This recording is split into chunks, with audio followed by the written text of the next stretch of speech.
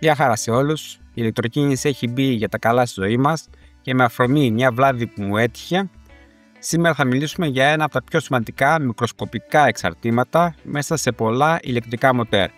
Δεν είναι άλλο από το Hall Sensor.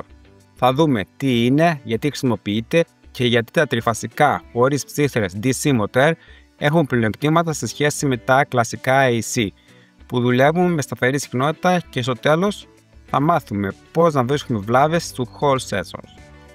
Ο Hall Sensor είναι ένας μικρός μαγνητικός αισθητήρας που βασίζεται στο φαινόμενο Hall.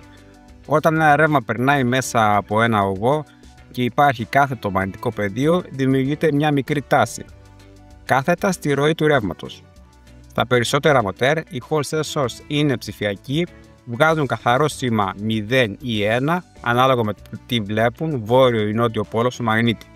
Στο εσωτερικό ενός BLDC μοτέρ, όπως τα αποκαλούν μοτέρ χωρίς ψύχτερες, οι Hall Sensor τοποθετούνται σταθερά στο στάτη και διαβάζουν τους μόνιμους μαγνήτες του ρότορα, καθώς αυτός γυρίζει. Σε ένα τέτοιο μοτέρ δεν υπάρχουν ψύχτερες για να αλλάζουν μηχανικά τη φορά του ρεύματος, όπως τα κλασικά DC μοτέρ. Στην πραγματικότητα δεν γυρίζουν τα ποινία, αλλά οι μαγνήτες, και η αλλαγή της φοράς γίνεται ηλεκτρονικά από ένα ελεγκτή. Ο ελεγκτής πρέπει να ξέρει πού ακριβώς βρίσκεται ο ρότορας για να στείλει ρεύμα στην κατάλληλη φάση. Και εδώ μπαίνουν οι Hall Sensor. Με 3 Hall Sensor τοποθετημένους σε ηλεκτρική απόσταση 120 μοίρες έχουμε 6 διαφορετικές καταστάσεις που μας δίνουν πλήρη εικόνα της θέσης του ρότορα. Αυτό σημαίνει ομαλή κίνηση στο στήρο π σε χαμηλές στροφές και η αποφυγή χτυπημάτων ή απώλειας χρονισμού. Τα BLDC μοτέρ είναι τριφασικά, αλλά δεν παίρνουν το τριφασικό από το δίκτυο.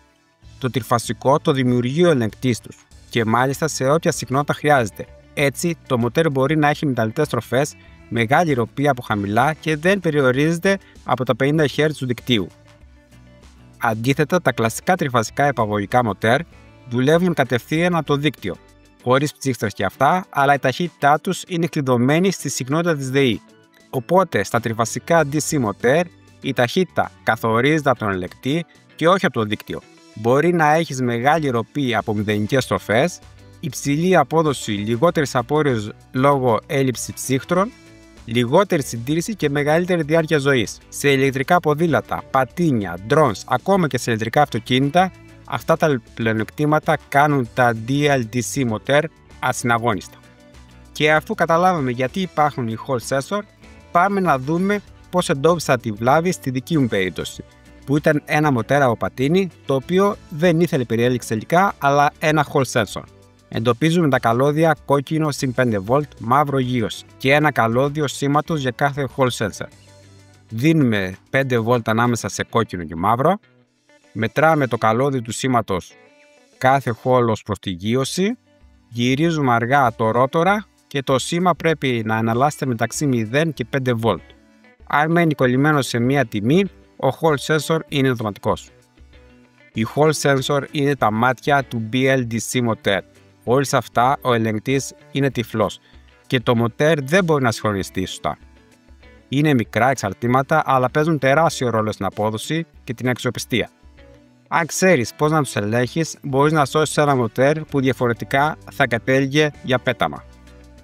Αν σου άρεσε αυτό το βίντεο, μοιράσου το με όσους πιστεύεις ότι θα βοηθηθούν. Και μην ξεχάσεις να αφήσεις το email σου στο ekelectronics.gr για να λαμβάνεις πρώτος τα νέα μου. Αν βρίσκεσαι στην Κρήτη και χρειάζεσαι ένα κατάστημα ηλεκτρονικών, μπορείς να περάσεις από τα ηλεκτρονικά Καρούζος στο Ηράκλειο. Όλες οι πληροφορίες είναι στην περιγραφή. Ως το επόμενο βίντεο, να περνάτε καλά. Γεια χαρά σε όλους.